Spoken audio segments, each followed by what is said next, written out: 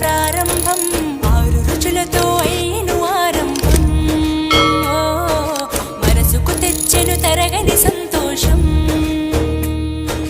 చైత్రమాస శుక్లాపక్షం ఉత్తర భాద్ర నక్షత్రం ఉగాది తెచ్చెను గుండెకు ఆనందం ఆయని గురుతులు అయ్యను మన సొంతం